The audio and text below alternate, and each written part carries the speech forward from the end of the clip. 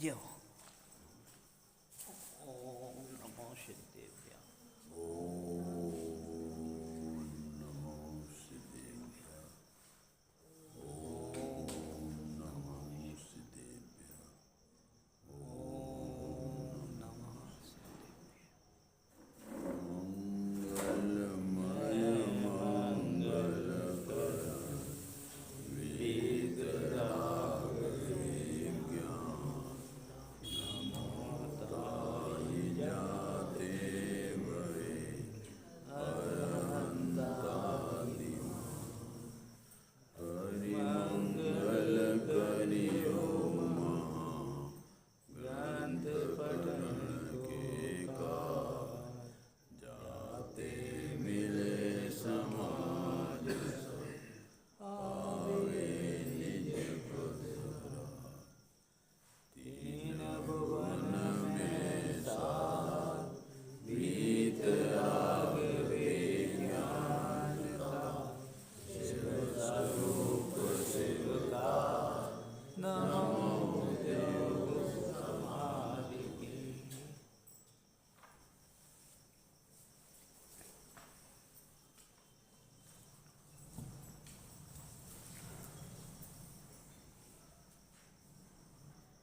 छड़ाला नाम का अध्यात्म ग्रंथ अध्यात्म प्रेमी पंडित दौलत राम जी के द्वारा रचा गया है। इस छड़ाला की कुछ विशेषताएं हैं जिनका हम और आप परिचय प्राप्त करें तो उन विशेषताओं को श्रवण करके इस छड़ाला के प्रति हमारा स्वाध्याय करने का मन आगे बढ़े।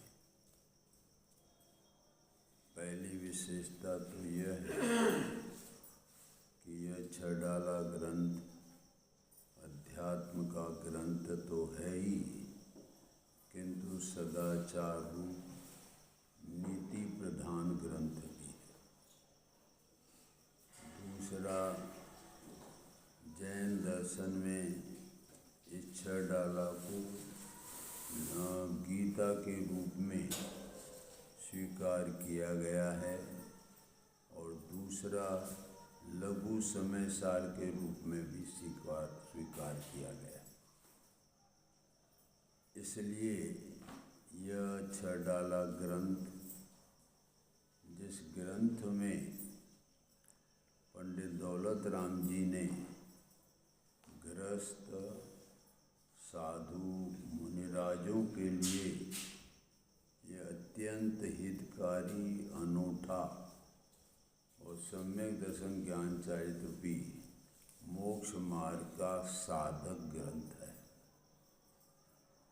कि जिस ग्रंथ में पंडित टोडरमल जी ने चारों गतियों को दुख रूप स्वीकार किया है और चारों गतियों को दुख रूप स्वीकार करने के पश्चात दौलत राम जी ने इस छड़ाला में मोक्ष मार्ग क्या है उसकी भी रूपरेखा इस ग्रंथ में तीसरे और चौथे अध्याय में बतलाई है और इसके साथ साथ वह मोक्ष मार्ग का, मोक्ष का क्या स्वरूप है, वो मोक्ष मार्ग का स्वरूप जो मोक्ष है उसका भी उन्होंने छठवीं ढाल में विशद रूप से, विस्तार रूप से उसकी विधि और विधान के रूप में निरूपण किया है।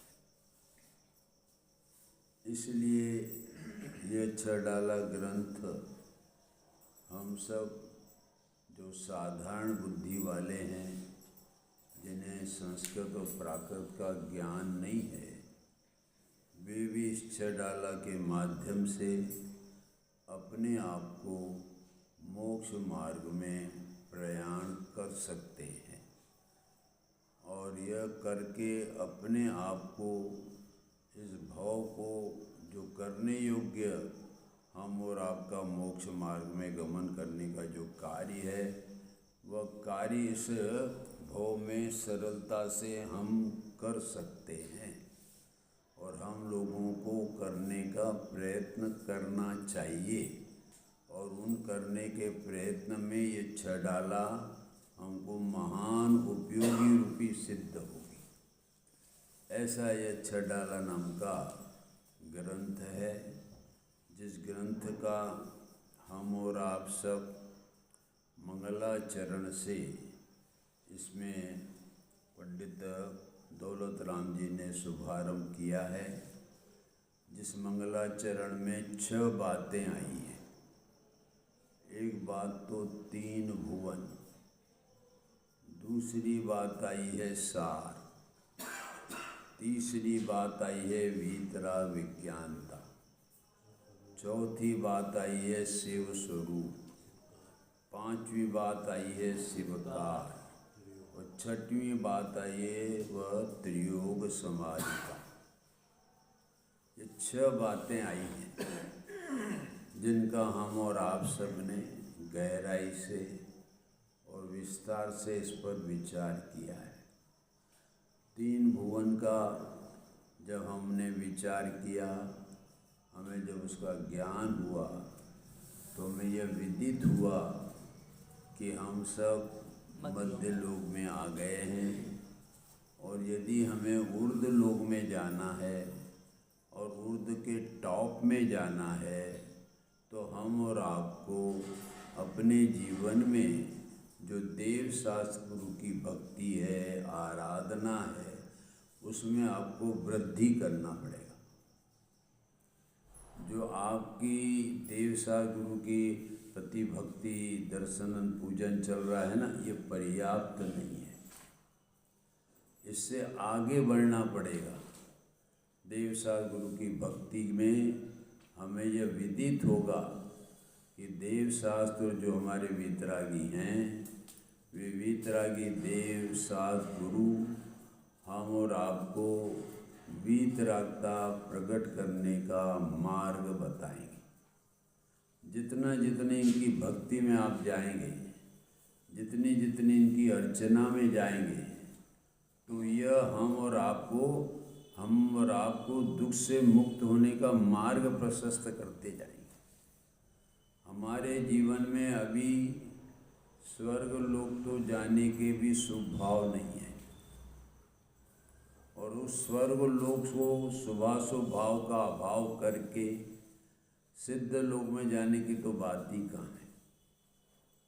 अभी देवलोक में जाने के हमारे पर्याप्त जो शुभ भाव होना चाहिए वही हमारे जीवन में नहीं है, तो हम कैसे ये 4 गति के दुखों का अंत कर पाएंगे? नहीं कर पाएंगे। इसलिए आप प्रतिदिन ऐसा विचार करो कि मेरे आज जो शुभ भाव जीवन में हुए वह कल मेरे जीवन में उस स्वभाव में वृद्धि हुई है या नहीं। और वृद्धि होने पर भी अंदर में यह अभिप्राय तो जरूर रखना कि यह स्वभाव न धर्म रूप है न धर्म के वास्तविक कारण है। ये तो मेरे लिए अशुभ से बचने के खाली साधन हैं। ये अभिप्राय में रखकर स्वभाव में आगे बढ़ना। ये अभिप्राय नहीं रखोगे तो आप धोखा खा जाओगे और धोखा खाने से आपको आत्म तत्व नहीं मिल पाएगा।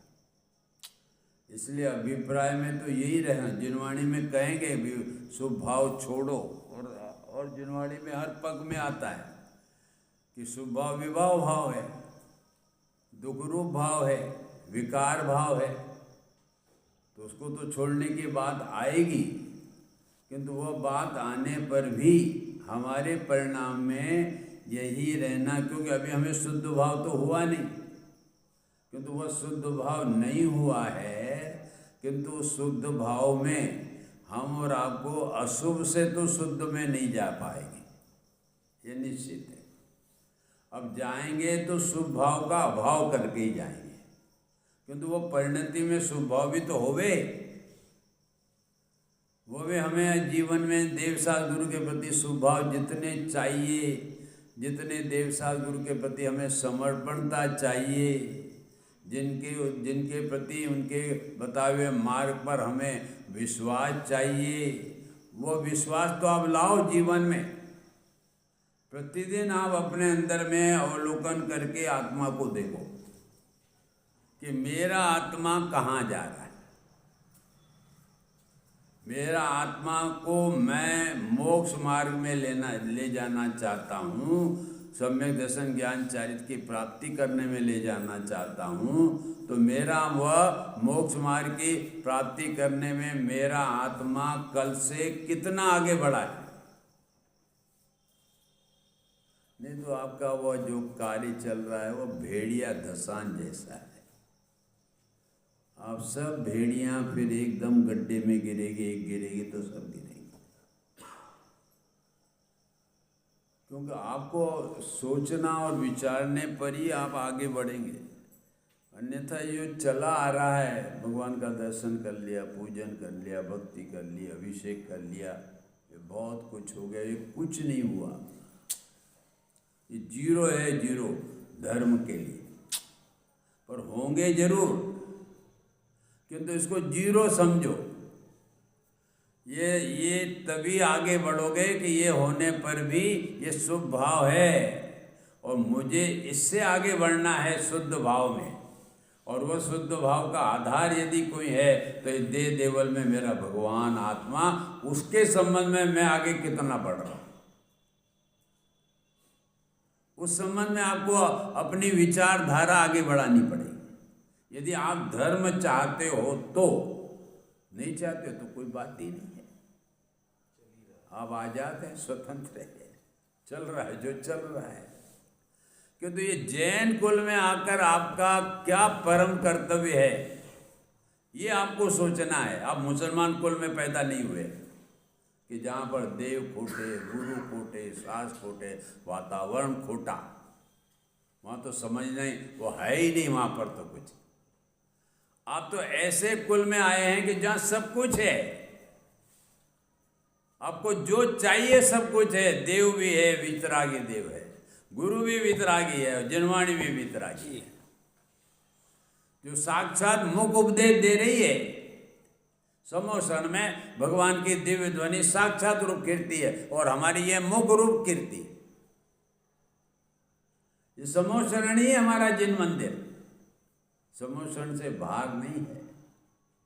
ये मुख उपदेश दे रही है और उस मुख उपदेश के अनुसार आपको कार्य करना हो तो आप अपना कार्य कर सकते हैं। इसलिए 3 भुवन जो शब्द आया है वह हम और आपको मध्य लोक में आकर हमारा परम कर्तव्य जताने के लिए आया है। 3 लोक का तो ज्ञान कराते ही है, किंतु 3 लोगों में तुम मध्य लोक में आए हैं तो तुम्हारा क्या फर्ज है? तुमको इस जीवन में क्या करना? बाल बच्चे ही पैदा करना है, दुकानदारी करना है, लोगों की सेवा ही करना है, कि अपनी भी सेवा का कुछ सोचना है? अपनी सेवा का कुछ सोचो। भाई जी, जैसे अपन आज व्यापार करते हैं, दिन भर बैठ के दुकान पर, शाम को मिलाते सोचते कि आज अपना क्या हुआ, मुनाफा क्या विकास हुआ। बराबर, यही बात।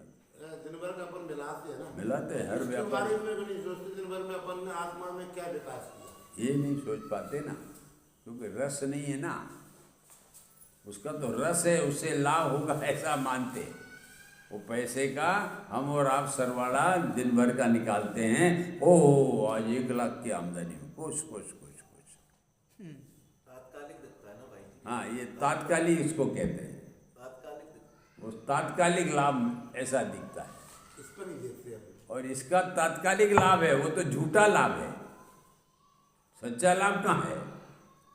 वो तो राग का लाभ माना है, वो झूठा लाभ है। सच्चा लाभ तो है कि देवसास गुरु की आराधना करें और करते करते वो देवसास जिस भगवान आत्मा को दर्शा रहे हैं उसका हम और आप विचार करें, और उसमें जो विशुद्ध परिणाम होगा वह तुम्हारे 1 लाख से भी कहीं गुना बढ़ा है,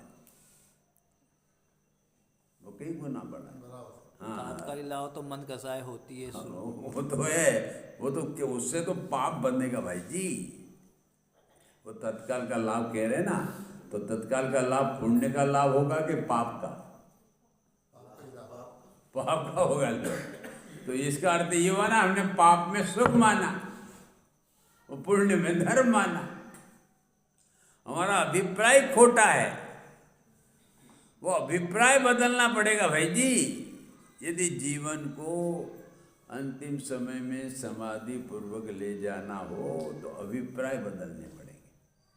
क्रियाएं सब चलेगी, वो क्रियाएं चलने में भी उसमें अभिप्राय बदलना पड़ेगा।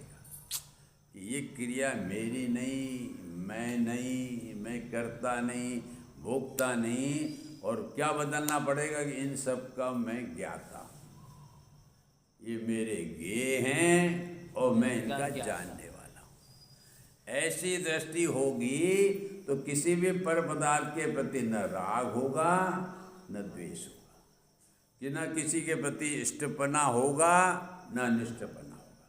जब राग द्वेष नहीं होंगे तो बंध नहीं होगा, बंध नहीं होगा तो बाहर का फल नहीं मिलेगा, और बाहर का फल नहीं मिलेगा तो बंध का अभाव होकर मोक्ष मार्ग हो जाएगा।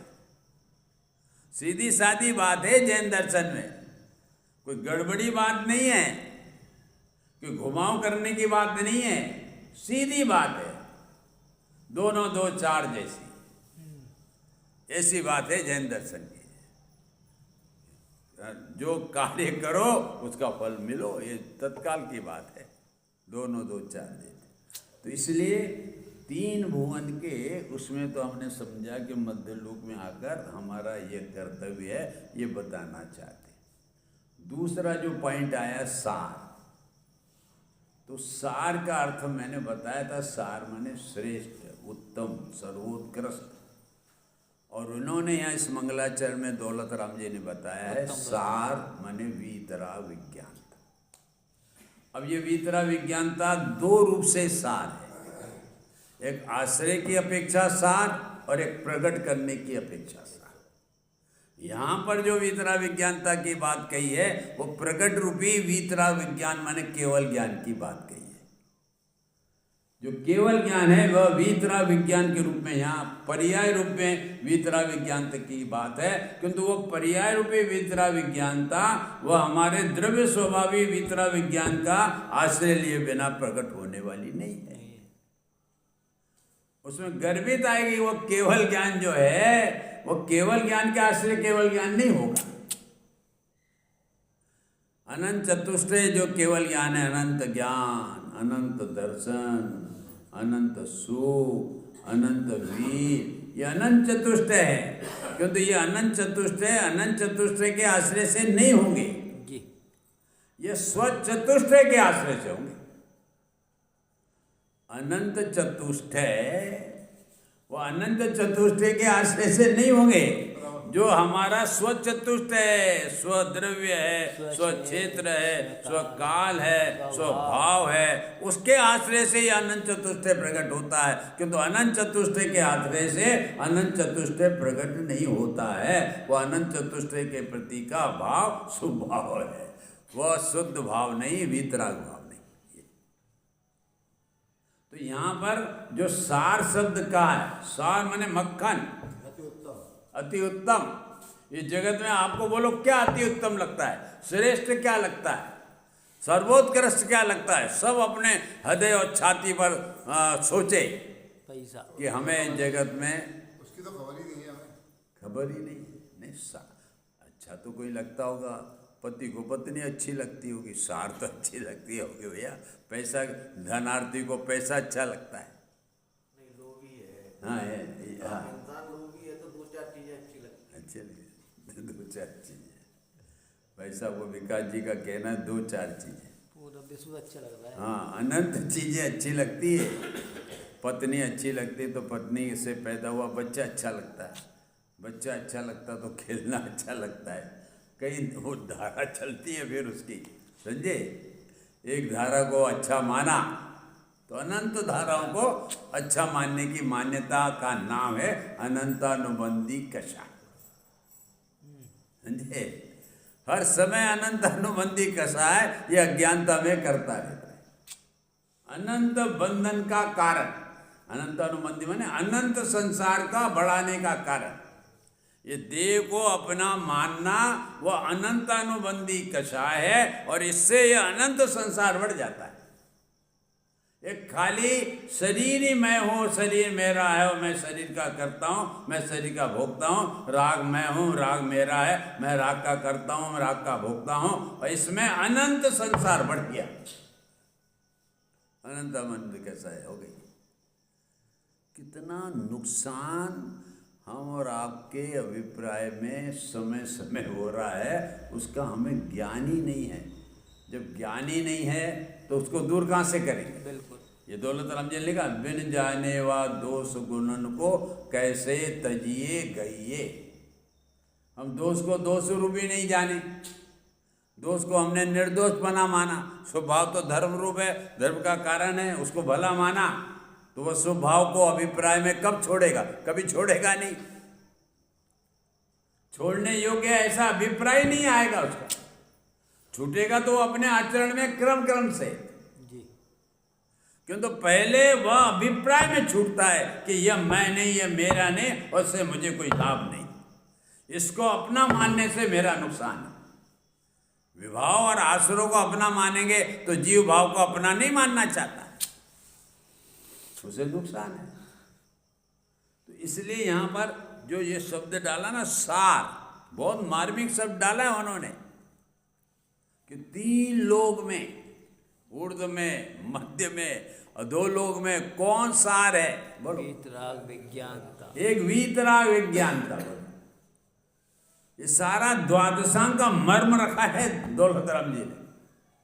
ये दौलत राम जी ने इसमें द्वादशांग रूप जो 4 अनुयोग है ना, वो सारे इसके अनुयोगों को इसमें 6 ढाला में गर्भित किया है।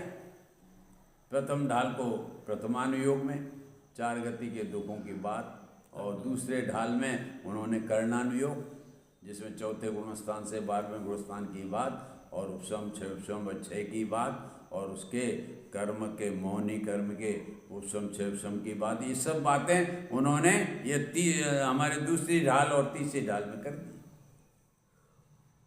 और हमारे जो चौथी ढाल है, 5वीं ढाल है, वो चरणानुयोग की ढाल है, चरणानुयोग है उसमें। 6ठी ढाल में द्रव्यानुयोग हो गया। 4 अनुयोग को समाहित किया है इन्होंने।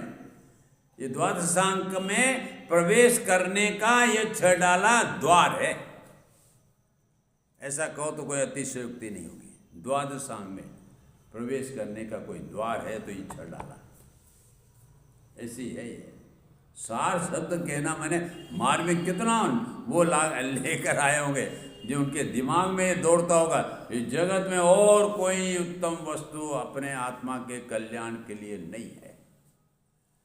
एक है तो वीतरा विज्ञानता, पर्याय में केवल ज्ञान प्रकट करना, वह सार है, उत्तम है, और वहाँ उसको उसका आश्रय जो हमारा द्रव्य स्वभाव है वह उत्तम है, बस।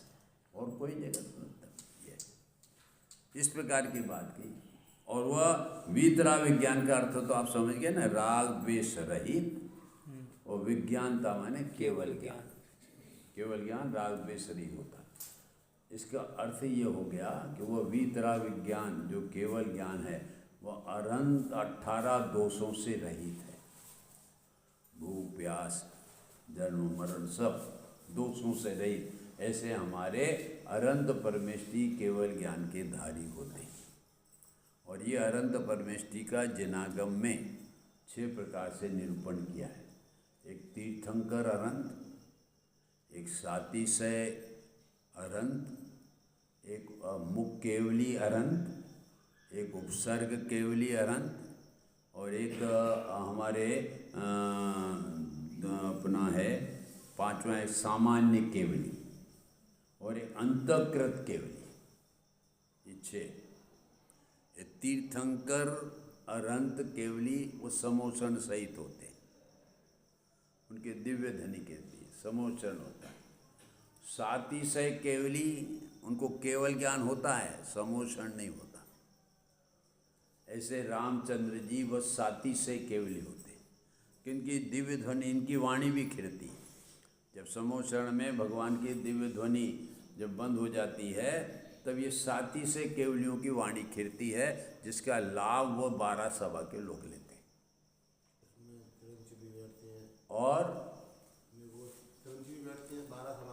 हाँ, 8 तो देव देवियों के, एक मनुष्य है, एक तिर्यंश है, एक मुनिराज का है, ऐसे ये 12 सभाएं हैं 4। तो कहने का अर्थ है कि एक तीर्थंकर अनंत केवली जो समोषण सहित होती है, दिव्य ध्वनि कहती है। दूसरे 7 से केवली अनंत, वह उनका समोषण नहीं होता और उनकी गंधकुटी हो सकती है और वह उनकी वाणी खिलती है। एक मुख केवली, हनुमान जो हुए थे वो मुख केवली हुए, केवल ज्ञान हो गया किंतु उनकी वाणी का लाभ नहीं था, वो मुख केवली थे। और एक होते हैं हमारे उपसर्ग केवली, जैसे पांडव जिन्होंने शुद्धात्मा की विशेष आराधना करके पैरों में वो कड़े होने पर, ऐसा उपसर्ग होने पर भी उन 3 पांडवों ने अपने आत्मा की विशेष लीनता करके वे उपसर्ग केवली कहलाते। और तीसरे हैं, 5वें हैं अंतकृत केवली। वह अंतकृत केवली कौन से? कि जिन्होंने उपसर्ग होने पर अंतर्मूर्त में केवल ज्ञान पूर्वक मोक्ष प्राप्त कर लिया। जम्बूदीप स्वामी उसमें जैसे, हाँ, तो ऐसे ये अंतकृत माने अंतर्मूर्त में उपसर्ग होवे और उपसर्ग होने पर आत्मा में विशेष लीनता करे तो वह हमारे उन्होंने केवल। तो ये हमारे 3 पांडव भी अंतकृत केवली में आते हैं। उपसर्ग केवली में तो हमारे गज कुमार आते हैं, सुकुमार मुनि आते हैं, ये सब उपसर्ग केवली में आते हैं। और सामान्य केवली कि जिनका कोई विशेषता नहीं, केवल ज्ञान प्राप्त कर लेते हैं किंतु उनका कुछ विशेष अतिशयता नहीं होती। ऐसे ये 6 प्रकार के अनंत हमारे केवली होते हैं। यहाँ पर जो समोषण में हम और आपके जो अनंत केवली होते हैं उसकी विशेष चर्चाएं हमारे समक्ष आती हैं और उन्हीं के संबंध में अधिक लोगों को जानकारी है, किंतु अन्य अनंत केवलियों के संबंध में परिचय नहीं है। इसलिए यहाँ पर जो अनंत तीर्थंकर अनंत केवली होते हैं वो कैसे होते हैं? बोले वीतराग विज्ञानता में परिपूर्ण होते हैं, इसलिए उनकी यहाँ पर चर्चा की है। और केवली तो 6 की 6 वीतराग विज्ञानता में पूर्ण होते हैं, लेकिन इनको नाम वाइज में डिवाइड कर दिया, इनको अलग अलग पद में डिवाइड क्यों कर दिया?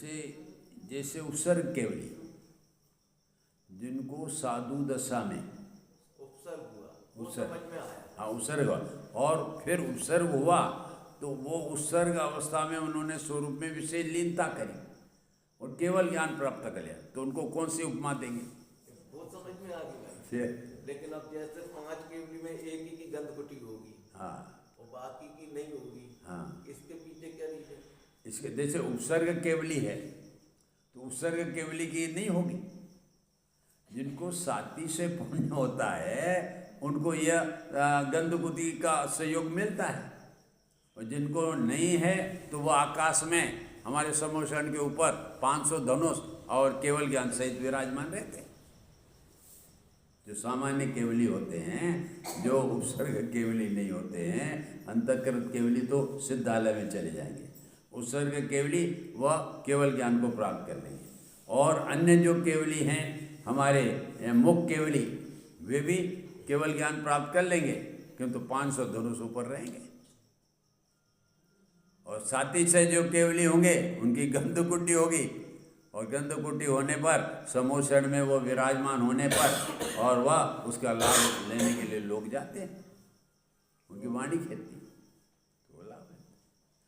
पर केवल ज्ञान में किसी के अंतर नहीं, वो अनंत चतुष्टय के धारी वो सभी हैं, 6 अनंत, उनमें कोई कमी नहीं कि उपसर्ग केवली को 4 अनुष्ठय व अनंत चतुष्टय में कमी हो, ऐसा नहीं। सबको अनंत ज्ञान है, अनंत दर्शन है, अनंत सुख है और अनंत वीर है, सबको है। और वो उनमें अनंत गुण हैं, वह सब अनंत गुणों में परिपूर्णता हो गई। कोई भी गुण में उनमें अपूर्णता नहीं है। छदमस्त होवे, मुनिराज होवे, तो उनके गुणों में अपूर्णता रहती है, इसलिए वे छदमस्त कहलाते हैं। और जो अनंत और सिद्ध हैं उनके गुणों में परिपूर्णता, विशुद्धता हो गई है, इसलिए वे वह अनंत चतुष्टय कहलाते हैं। और ये बात भी मैंने कह दी, अनंत चतुष्टय स्वचतुष्टय के आश्रय से प्रकट होता है, ये विशेषता है। अपना जो ज्ञान दर्शन आदि अनंत गुण है ना, वह स्वचतुष्टय है हमारा, उसके आश्रय से परिपूर्ण अनंत चतुष्टय प्रकट होता है। ऐसा हमारा इसका स्वरूप है।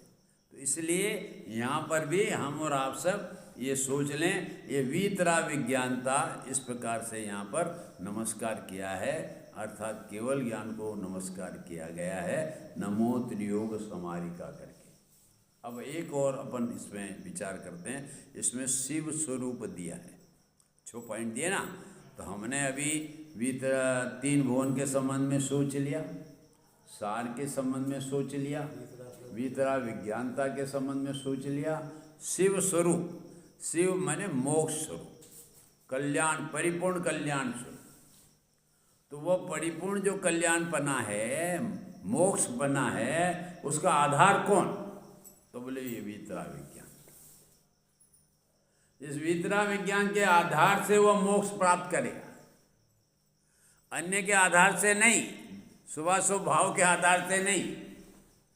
मोक्ष पना यदि कोई परिपूर्ण वीतरागता प्राप्त करेगा तो उसका आधार कौन? अपना वीतरा विज्ञान स्वभावी आत्मा। वो पर्याय रूपी वीतरा विज्ञानता नहीं, उसका उस मोक्ष जो धारण करने वाला है उसका अपना जो वीतरा विज्ञान स्वभावी आत्मा है, वो जो मोक्ष स्वरूप है।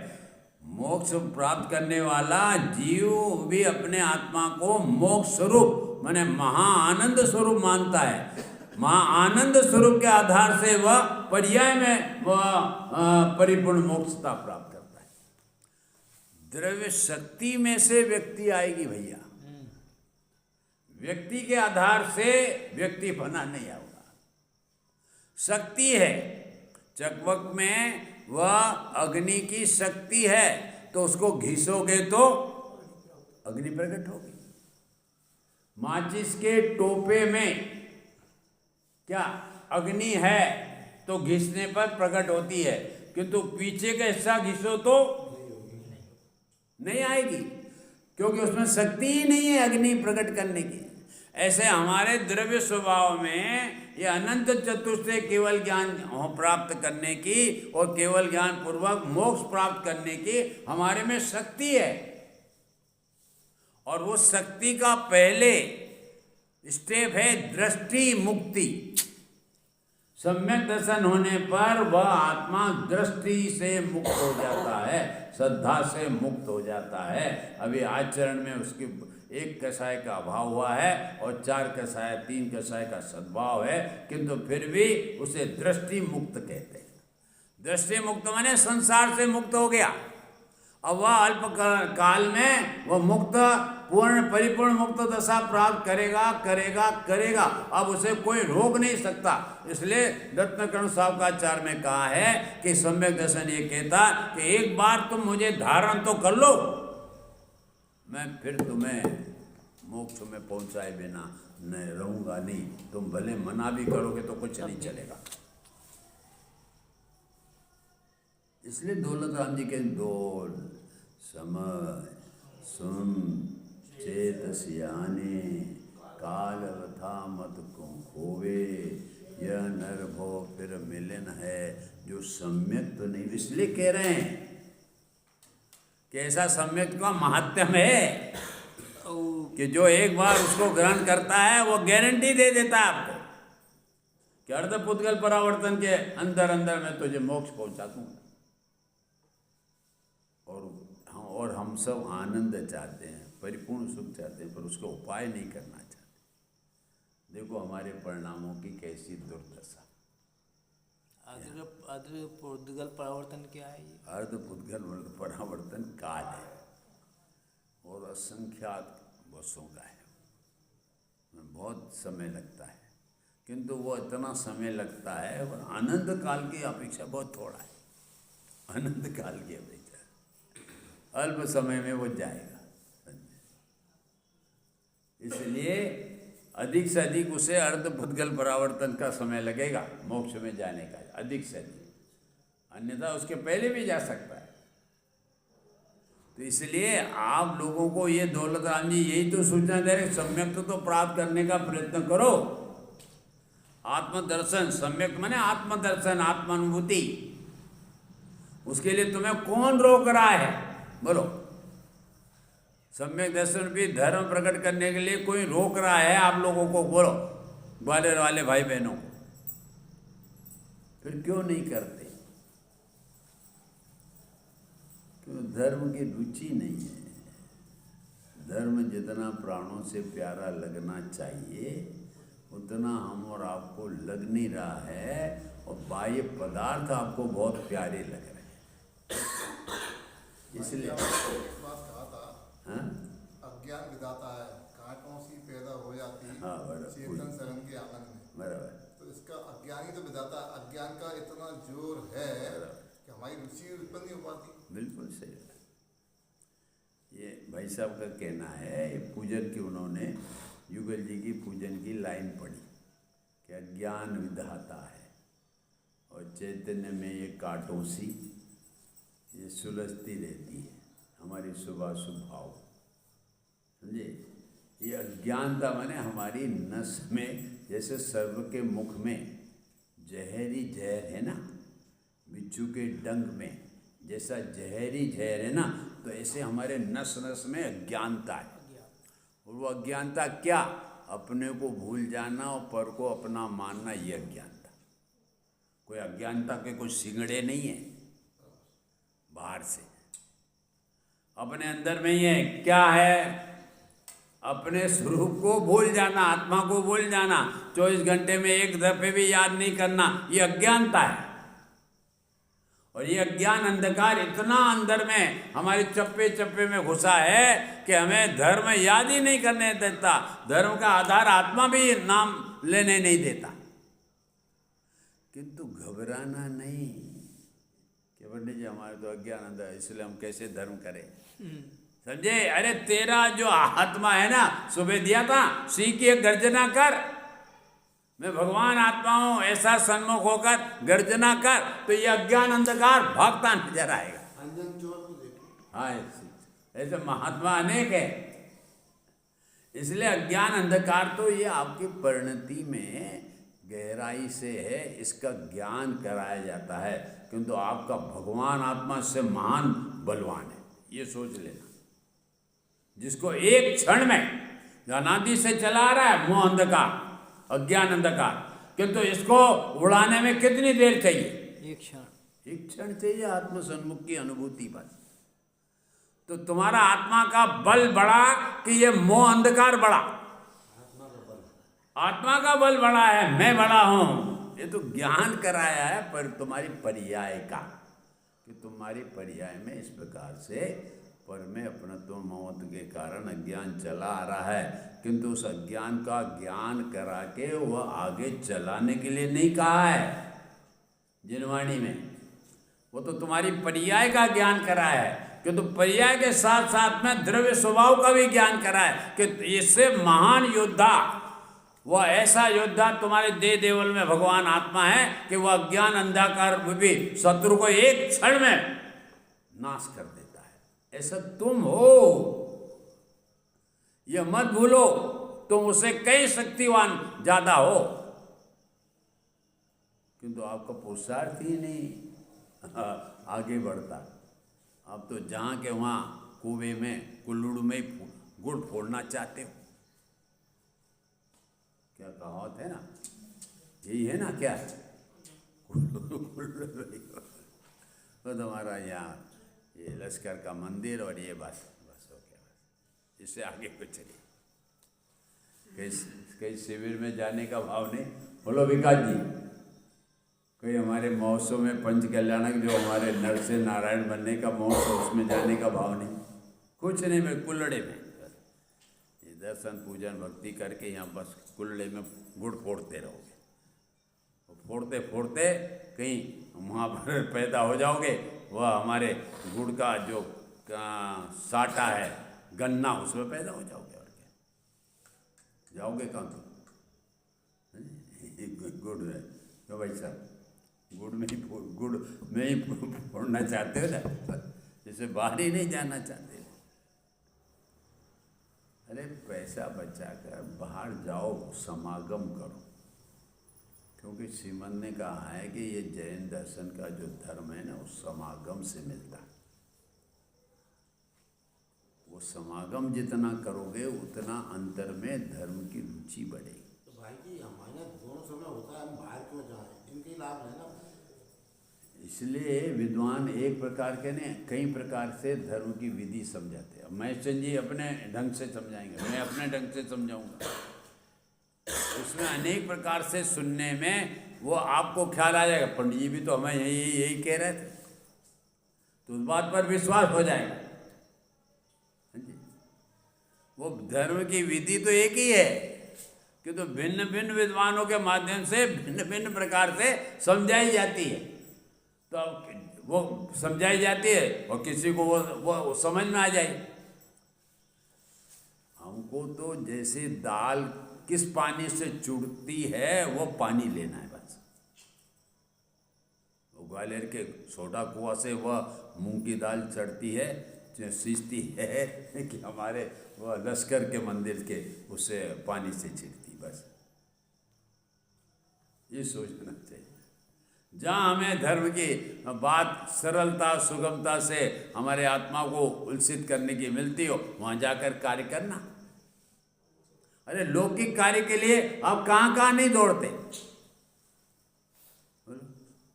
और आत्म कल्याण के लिए समागम करने का भाव ही नहीं आता। समागम करो, जितना समागम करोगे उतना आपके परिणामों में विशुद्धि आएगी, उसका आगम अंदर प्रवेश करेगा, और विशुद्धि आएगी तब आपको अपना आत्मा महान लगने लगेगा। और महान आत्मा लगा ना, तुम्हारा उपयोग ऑटोमेटिक आत्मा में सम्मिलित होकर आपको धर्म कर देगा। इसलिए यहाँ पर ये वीतरा, अब शिव स्वरूप की जो बात चले, शिव माने मोक्ष स्वरूप, आत्मा मोक्ष स्वरूप है। मोक्ष के बाहर से लाना नहीं है जी, कि समय से करके यात्रा से वहाँ मोक्ष मिलता हो, नहीं मिलता। हमारा मोक्ष भी अंदर में है, क्योंकि हम स्वयं मुक्त स्वरूप हैं। हमारा आत्मा आज तक बंधा ही नहीं है। बंधने का कार्य पर्याय का धर्म है, और मैं हूं द्रव्य स्वभाव, मैं आज तक बंधा ही नहीं है। ऐसे मुक्त स्वभाव को हम और आपने स्वीकार नहीं किया सद्दा में, इसलिए हम बंधे हुए चले आ रहे 4 गतियों 84 लाख योनियों में।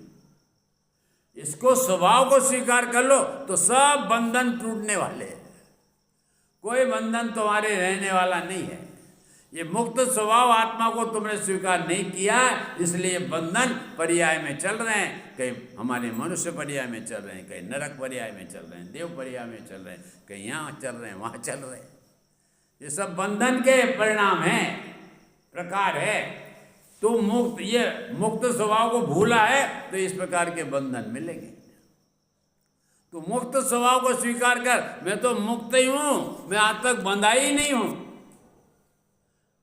ये बंधना मेरी विपरीत मान्यता का फल पर्याय में है। क्या है कि मैंने अपने आप को मुक्त स्वरूप, सुख स्वरूप, आनंद स्वरूप स्वीकार ही नहीं किया है, इसलिए मैं इस दुख से बंधा हुआ हूं, बंधन से बंधा हुआ हूं। कितनी सरल बात जिनागम में कही है कि तू अपने स्वभाव को याद कर, बस विभाव को भूलना नहीं, भूल जाएगा। तो स्वभाव को तो भूल गया है और विभाव को अपना स्वरूप मान बैठा है, इसलिए तेरे को बंधन चलते हैं। ये मुक्त स्वरूप है, तू किसका आत्मा भाई साहब? ये मुक्त स्वरूप आत्मा किसकी बात है? मेरी। ये हमारी बात है। मेरा आत्मा मुक्त स्वरूप है, बंधनों में वह कभी आया ही नहीं, पर्याय में वह आया ही नहीं। समझे? वो तो बंधन, परमार्थ से आत्मा हमारा मुक्त स्वरूप है। व्यवहार से कहते हैं कि वो पर्याय में आया, किंतु वह आता नहीं है, वो तो अपने में ही द्रव्यक्षेत्र काल भाव में रहता है, अपने द्रव्यगुण पर्याय में रहता है। ऐसा मेरा आत्मा, तो महिमा आत्मा की तुमने महिमा नहीं सुनी है ना, इसलिए आत्मा के प्रति ये महिमा की बातें आकर तुम्हारा चप्पा चप्पा उलसित नहीं होता। उलसित कब होगा कि तुमको सेठ कहे ना और पैसे की बात कहें, ओह उलसित, अरे उलझ, ओहो मेरे को सेठ का, मेरे को वह ये का करोड़पति का, अरबपति का, तो उलसित होता है हृदय का कण कण। और तुम्हें अनंत गुणों का धरोहर कहें तो कुछ नहीं, समूह कर लेता है।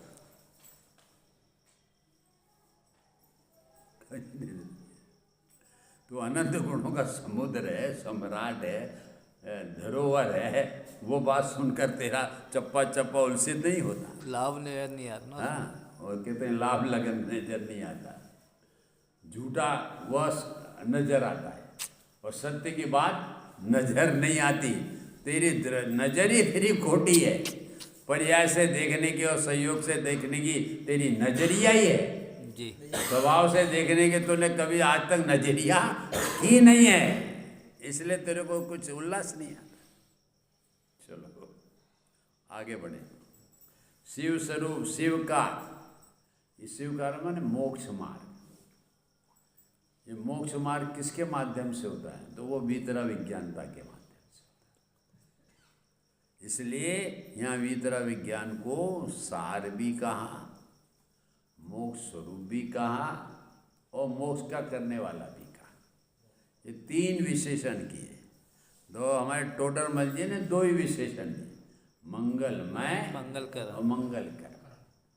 मंगलमय मैंने कल्याणमय, जिसका चप्पा चप्पा आत्मा का कल्याणमय है। चप्पे चप्पे प्रदेश प्रदेश से आत्मा की आवाज आती है, ऐसा वह आत्मा हमारा मंगलमय है और मंगल को करने वाला है। आत्मा मंगलमय है, वो किसको करेगा? मंगल को। मंगल को, कल्याण करेगा हम सबका। ऐसा हमारा सबका आत्मा है, जिसको यहाँ पर भीतरा विज्ञान शब्द से संबोधित किया है।